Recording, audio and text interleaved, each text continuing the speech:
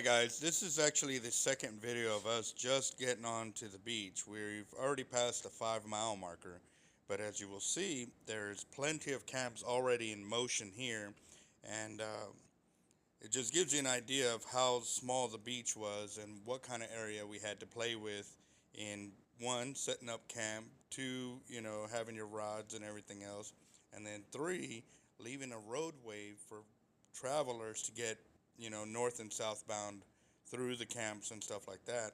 And this is something that you got to pay attention to because there's little kids, there's pets that are out there, and just everybody. There's so many things going all at once. So please, when you do travel to stretch a beach in a time like this, take care in what you're doing, and please pay attention to where you're going and how you're doing it.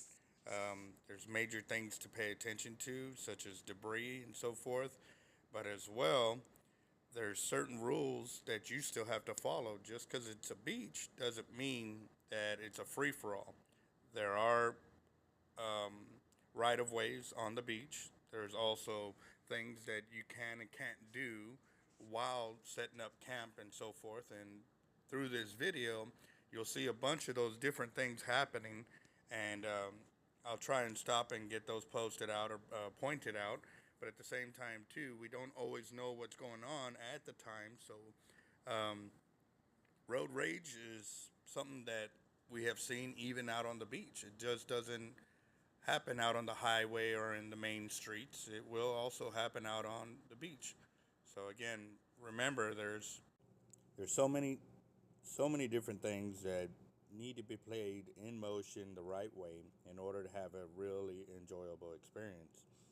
These different camps and different things that are going on are all just part of the bigger circle of a big old tournament that is happening. Now, this just doesn't happen with a tournament. It happens at all times when there's a lot of fish being caught and word gets out and people are crowding on beaches. So having some patience with those around you, and also too paying attention to what you're doing and make sure that you're doing it correctly, will keep everybody in a good orderly fashion and willing to work with each other. So hope you enjoy this video as we will continue going down.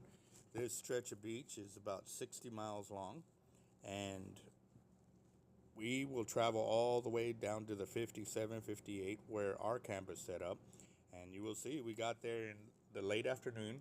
The drive started around 4:45, and we did not get to our camp till after dark. So it just gives you an idea that, there are speed limits on the beach as well. Even through camps, you want to slow way down, just because, you don't want to be responsible for somebody not paying attention and stuff. Accidents do happen, but keeping aware of your surroundings will greatly reduce those accidents from happening, and that way everybody can enjoy themselves and enjoy the beauty of nature, because this is way better than any video game, I guarantee it. Well, here we go.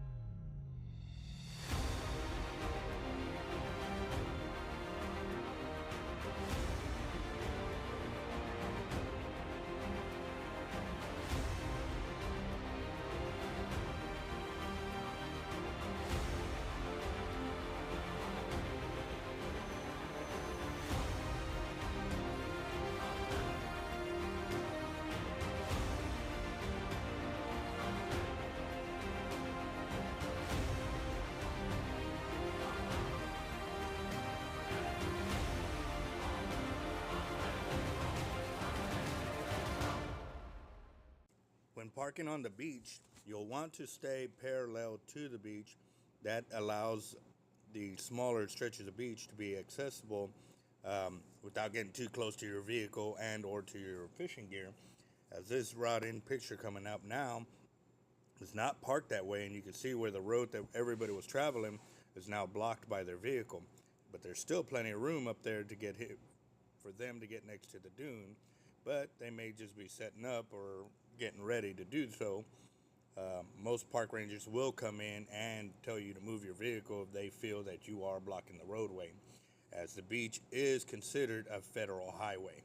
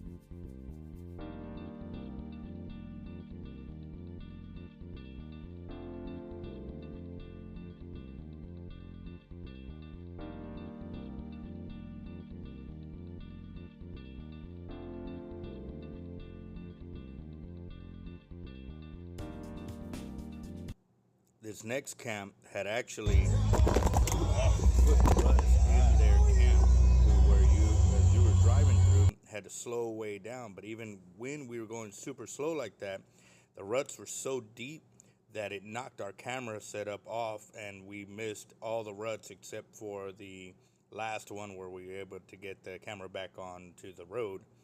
But that just goes to show you too, that also is very illegal, because you can damage other people's property and you will be held responsible for it.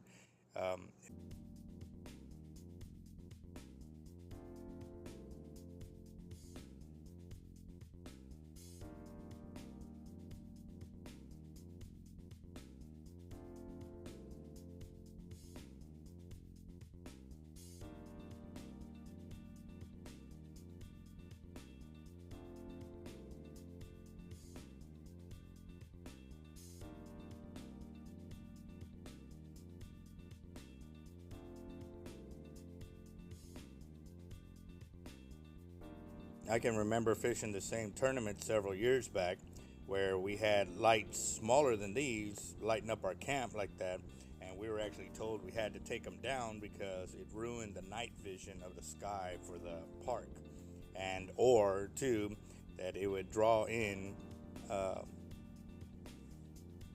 more fish to our area that wouldn't normally be there, that it was giving us an unfair advantage. So that was also something else we had to deal with.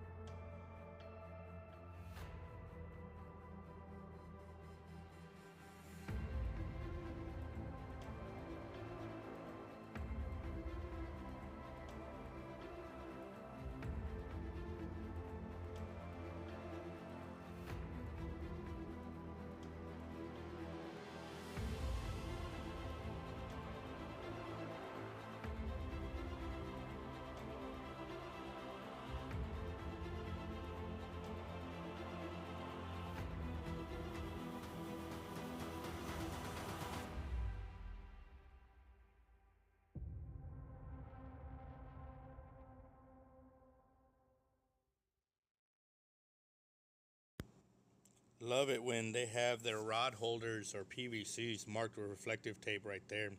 As in multiple other camps you saw where they had PVCs, but they didn't have any kind of reflector tape. You don't see them until the very last second.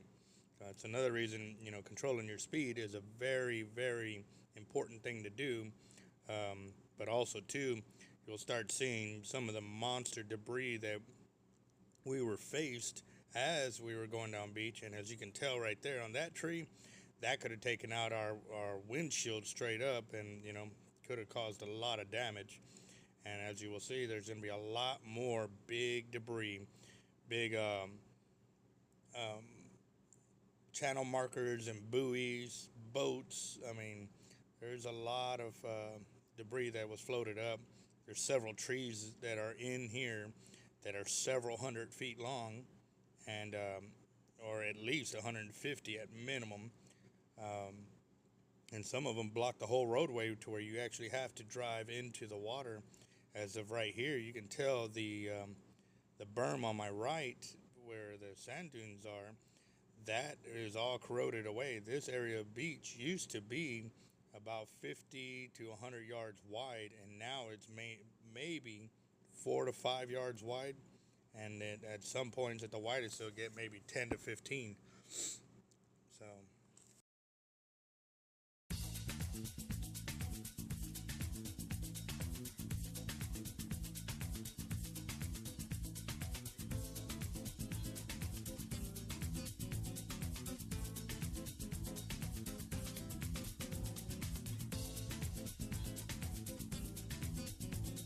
there's also been wild stories of ghosts in the 30s and so forth. And going through the video here, I was able to see some strange events. I took some still shots, and it's pretty crazy. I'll post up the pictures here in a little bit, but right in this area is where one of them that we saw.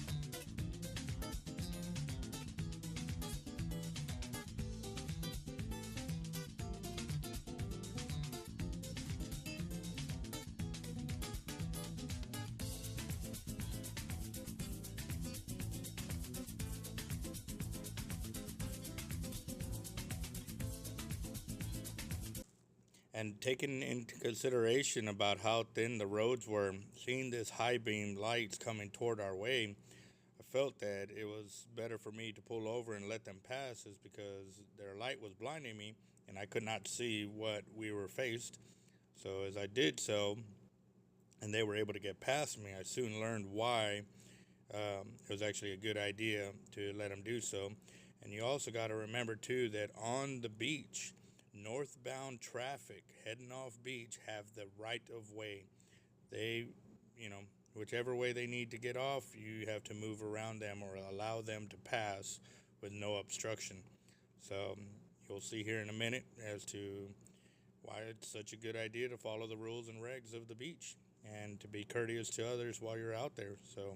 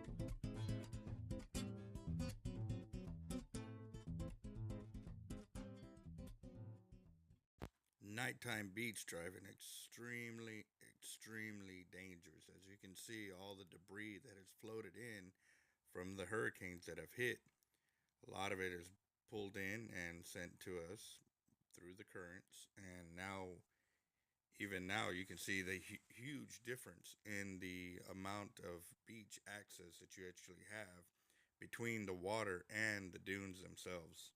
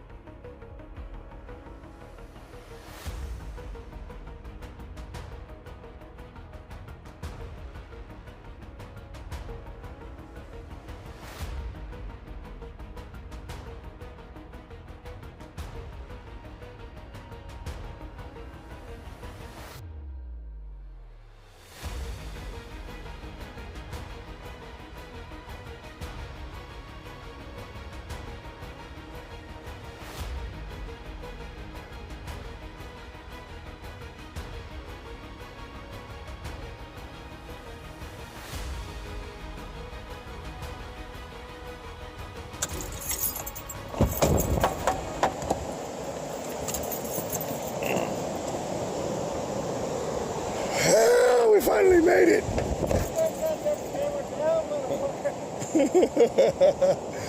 Woo, base camp, finally. We seen one shark get caught. There's about a 6-foot bull. Some random dude. Need to get pulled out. Grace, you got some work to do. Have you seen those other videos on Facebook where they stand up in the bed and they're pushing the truck like that? Oh yeah. I'll go offer to go help.